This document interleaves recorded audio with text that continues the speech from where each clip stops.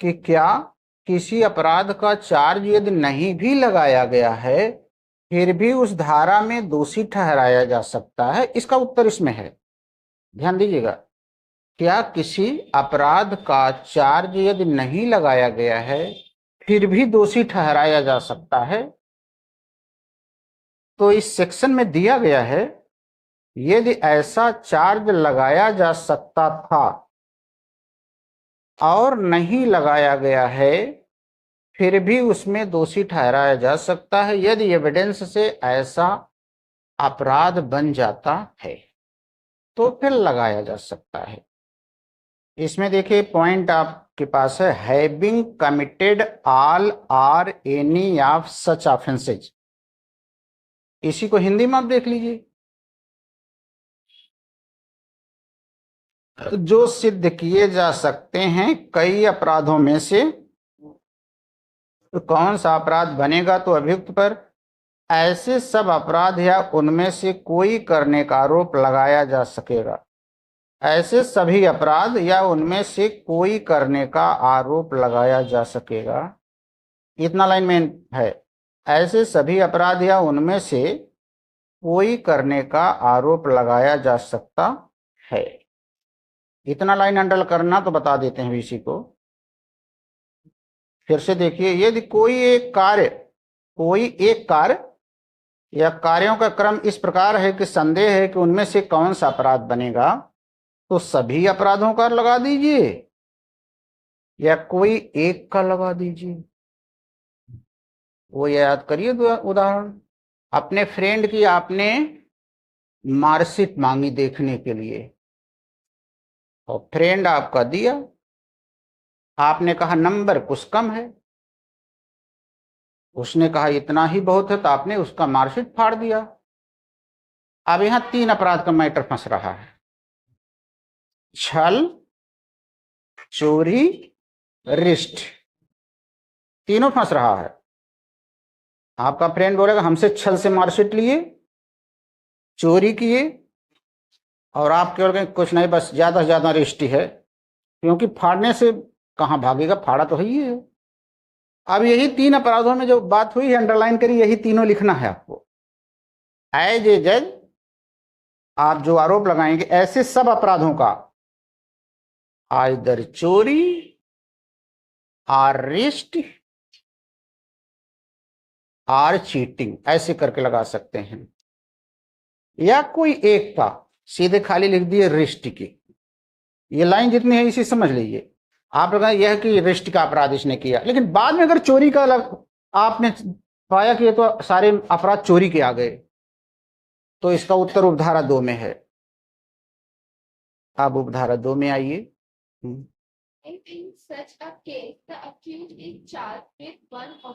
अब रुक जाओ, 1 ऑफेंस तो मैंने बताया केवल रिष्ट का आपने लगाया है, केवल एक अपराध का आपने लगा दिया, केवल रिष्ट का आपने लगा दिया, चोरी का लगा दिया, छल का कोई एक ही आपने लगाया है। फिर आगे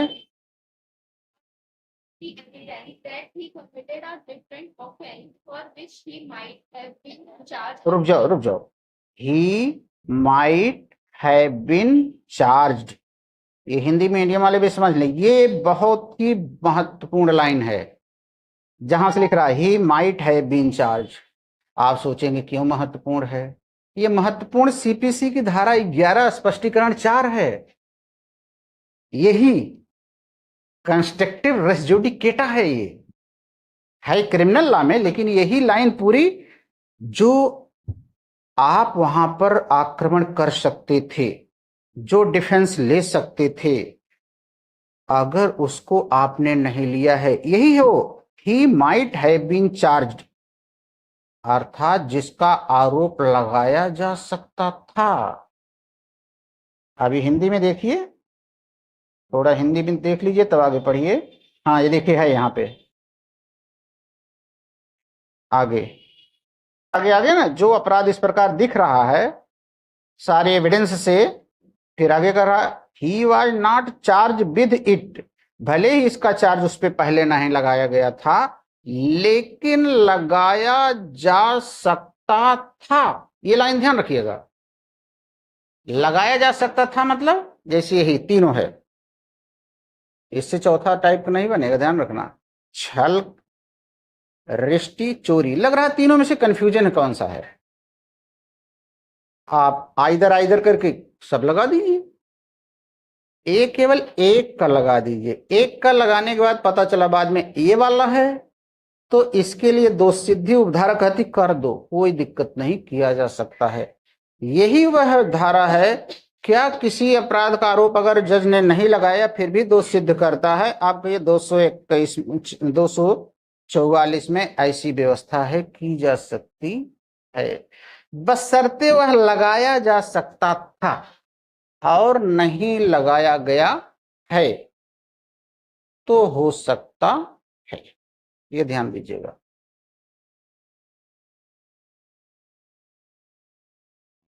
अगर इतना समझे हैं तो आगे बढ़ लीजिए, क्योंकि अभी एक और बहुत बड़ी चीज इसी से आपको समझना है। ये पूरी धारा क्या कहती है, यही उदाहरण आप समझेंगे, जान जाएंगे।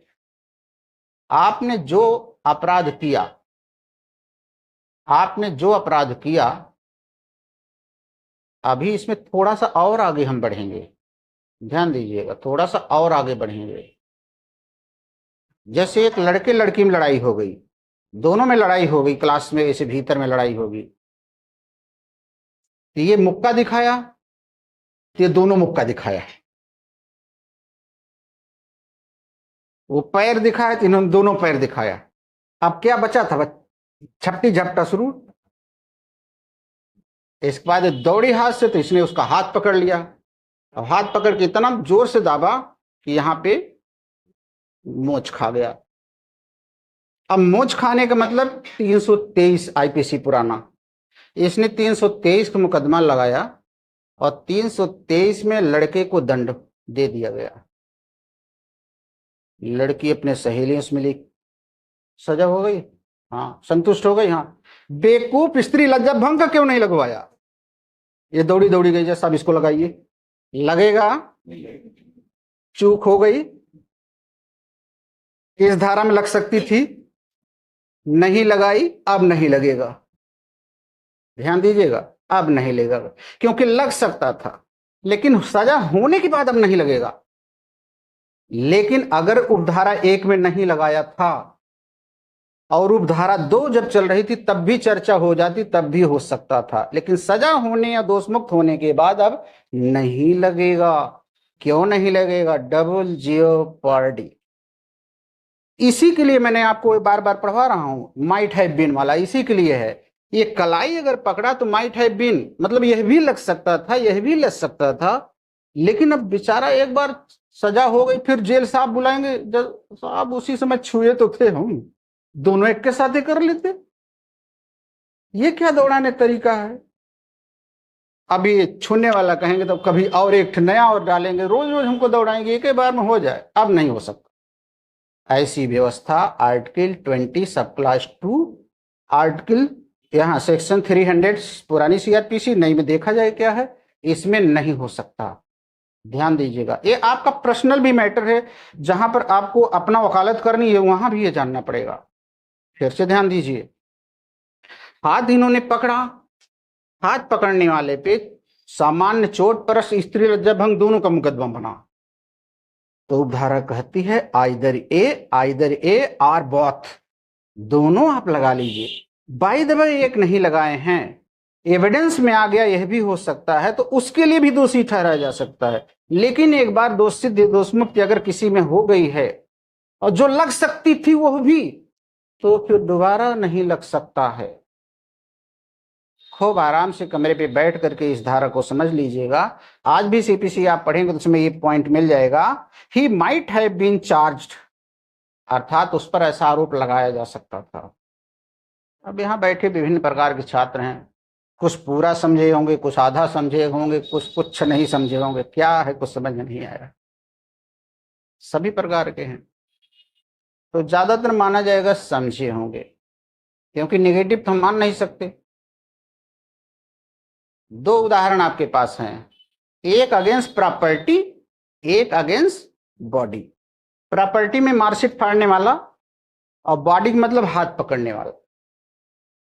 इन्होंने हाथ बड़े जोर से पकड़ा बड़े जोर से हाथ उठाया लड़की ने, हम लड़के को मारेंगे, और लड़के अपने प्राइवेट डिफेंस में हाथ उनको पकड़ लिया, हाथ इनका प्राइवेट डिफेंस में पकड़ लिया। लेकिन अब लड़के का हाथ जोरदार, इनका कलाई उखड़ गई, टूट गई, जो भी हुई। अब सवाल यहां दो दो ऑप्शंस की बात आ रही, ध्यान दीजिएगा। लड़के का राइट ऑफ प्राइवेट डिफेंस भी है, और इसका जो है हाथ पकड़ने की वजह से यहां पर टूटना भी है, और स्त्री लज्जा भंग भी है। अब सवाल है, इन्होंने केवल एक का आरोप लगाया। ये जानते हैं कब होता है? जब वकील कमजोर रहता है। तो वकील नया नया रहेगा भाई, पहली केस है उसकी, वो नहीं समझ पाए, दो दो लगा के एक काम चलाओ। लेकिन दूसरा लग सकता था, दोनों बॉडी वाले ही हैं, लेकिन अगर दोनों आपने नहीं लगाया तो प्रॉब्लम है, ऐसे ऐसे आप 10 आरोप बनाएंगे, 10 बनाएंगे भाई साहब। लड़की अगर 16 से 18 से कम नहीं लगी तो सब पॉक्सो एक्ट भी है, आप पॉक्सो लगा रहे हैं तीसरा, तो उसका राइट है, ये उसका राइट है, बार बार किसी को ना परेशान किया जाए, उसका राइट है। ये राइट आप सीपीसी में पढ़े, आर्डर 2 में जितनी कॉज ऑफ एक्शन है देखिए, सबको जोड़ दीजिए, उसमें लिखा है। जैसे मकान मालिक का 10 साल का किराया बाकी है, आपके ऊपर तो चाहे 10 मुकदमा करे, आपको परेशान हो, एक ठीक करे, दूसरा करे, तीसरा करे, पांचवा करे, लेकिन अगर एक वाला किया दूसरा अब नहीं कर पाएगा।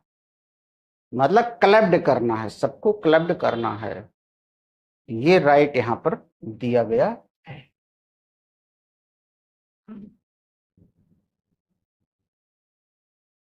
तो भाई थोड़ा समझ में आ रहा हो? डरिए मत, बताइए, हम तो फिर से बताएंगे ही।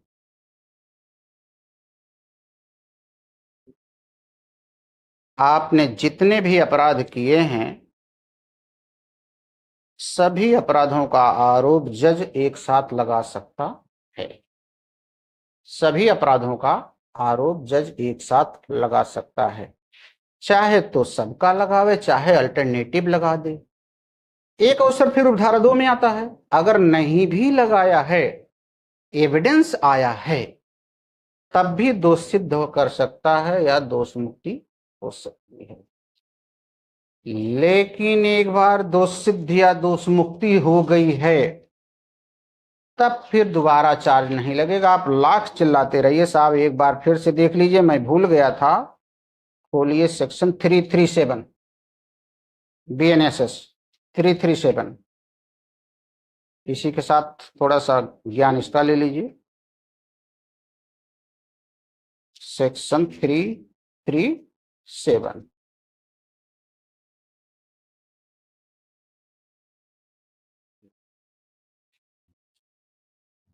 इसकी उपधारा 2 में देखिए, धारा 244 लिखी है ना, भीतर लिखी है। उपधारा 1 में ही लिखा है 244 सब क्लाज 1 और 244 सब क्लाज 2। जो पीछे आप पढ़े हैं वो उपधारा 1 में है, आपने जो पीछे पढ़ा है वो उपधारा 1 में है। अनावश्यक बात ना पढ़ा करो। उपधारा 1, तब तक ना तो उसी अपराध के लिए, उसी अपराध के लिए में जिसके लिए वो छोड़ा गया है, जिसके लिए दोषी ठहराया गया है। धीरे धीरे पढ़ना, इतना जल्दी नहीं पढ़ना इसको। तब तक ना तो उसी अपराध के लिए, उसी अपराध के लिए मतलब वही मार्कशीट फाड़ने वाला, वही छल, और वही रिष्ट, वही हाथ पकड़ना, और वही स्त्री लज्जा भंग, इसको कहा वही वही वही। तो देखिए, तब तक ना तो उसी अपराध के लिए विचारण का भागी होगा, might have been made under subsection 1, फिर आ गया वही सब, लगाया जा सकता था। Might have been made under subsection 1। Subsection 1 का मतलब क्या है? यही तीनों अपराध का नाम, जैसे मैंने लिया, यही है। जब लगाया जा सकता तो फिर काहे नहीं लगाए? जैसे आपने टेस्ट कॉपी हमारे पास जमा कर दिया, और मैं आपकी कॉपी खोल के एक स्टूडेंट को दिखाया, देखिए महान भाव को, महारानी को क्वेश्चन नंबरें नहीं डाली, वो अच्छा फ्रेंड था उनका, दौड़ा दौड़ा जाकर बताओ नंबर नहीं, जाओ भागो कॉपी ले लो। इसी के लिए माइट हैव बीन है। अवसर आपका चला गया, तो हम पूछे कौन बताया नंबर नहीं डाले? नंबर डाले हो तुम, जाओ। अच्छा, फिर हम उसका फोटो खींचे फिर ग्रुप में डाले। आप जो कर सकते नहीं किए हैं, अब नहीं करने दिया जाएगा। ये प्रकृति नहीं करने देगी आपको, ये जान लीजिए। अगर आपने उस समय उसको नहीं किया है, ये प्रकृति आपको नहीं करने देगी। आप छोटे छोटे बच्चों को ड्राप पिलाया जाता ना, इतनी उम्र पे आप लोग ड्राप पिएंगे? उसी उम्र पे पी सकते थे। जब छोटे थे पोलियो ड्राप तभी पी सकते, अब तो बड़ी बड़ी सुई लगेगी। ध्यान दीजिए। अर्थात माइट हैव बीन, ये वर्ड याद रखना, ये सेंटेंस बना नहीं पाओगे, वही लिखना पड़ेगा। Might have been made charge, उस समय लग सकता था। मोहम्मद रफी ने गाया है गाना, बहुत प्यारा सा। हम भी अगर बच्चे होते, नाम हमारा होता अबलू डबलू खाने को मिलते लड्डू। अब पीछे नहीं जा पाओगे, जो हो गया, पीछे नहीं जा पाओगे। उस समय जो करना था कर सकते थे, आपने नहीं किया, अब नहीं करने पाओगे, चाह कर भी नहीं करने पाओगे। यानी 4 पैर का घोड़ा बन के बच्चों पीठ पे बैठाओ, बच्चों को देखे मस्ती। अर्थात इस सेक्शन का इंपॉर्टेंट कितना है। जो आरोप आप लगा सकते थे नहीं लगाए, अगर लगा सकते नहीं लगाए, तो अब दोबारा उस आरोप को लगाने नहीं दिया जाएगा, विचारण नहीं होगा। बहुत इंपॉर्टेंट है। कितना इंपॉर्टेंट, आप धीरे धीरे इसको पढ़िए, देखिए। ये कहता है कि जो आरोप आप लगा सकते थे नहीं लगाए, उसका नहीं लगाया जाएगा, और 244 में भी जिनका लगाया जा सकता था उसको भी नहीं लगाने दिया जाएगा, और जिसको आप दोषी ठहरा सकते थे, आगे लिखा उपधारा 2 में देखिए, उसको भी दोबारा नहीं लगाने दिया जाएगा। उसी में आगे लिखा है ना, जिसके लिए उपधारा 2 के अधीन दोष सिद्ध किया जा सकता था, उसका भी आरोप आप दोबारा नहीं लगाएं।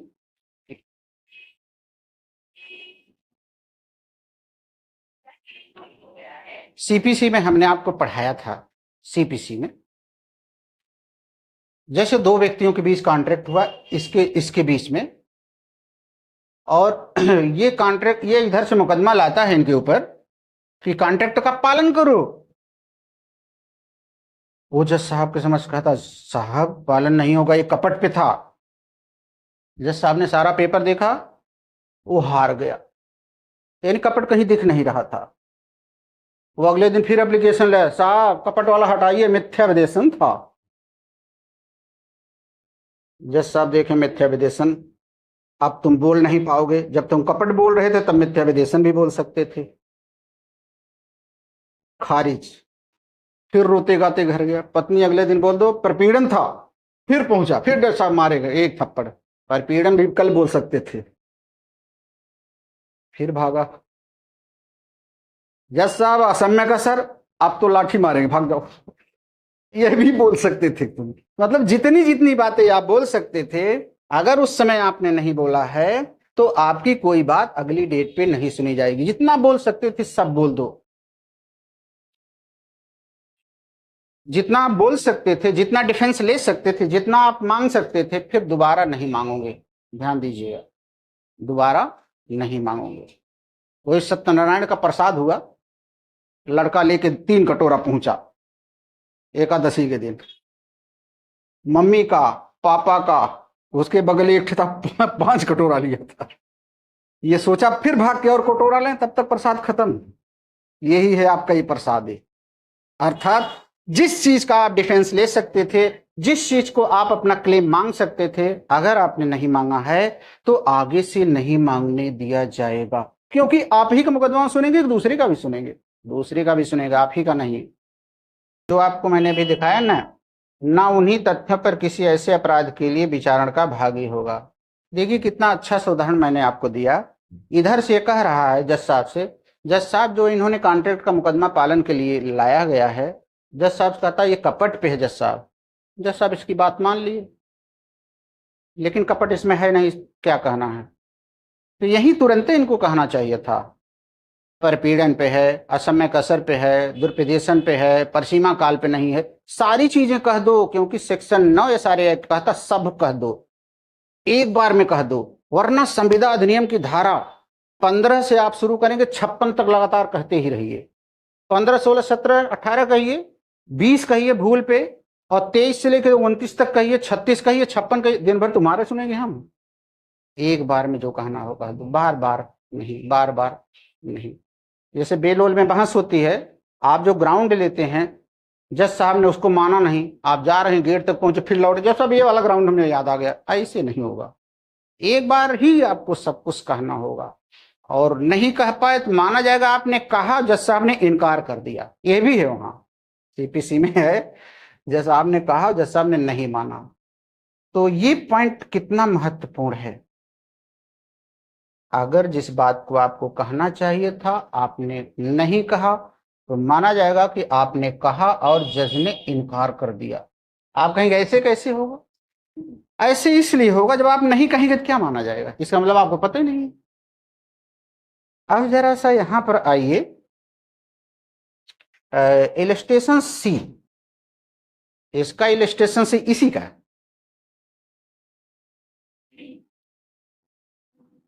ये मर रहे हैं ना, मेरे तक यही है, अपराधी ये है, इधर से सरकार, और अपराध, आपराधिक मानववाद 304 आईपीसी,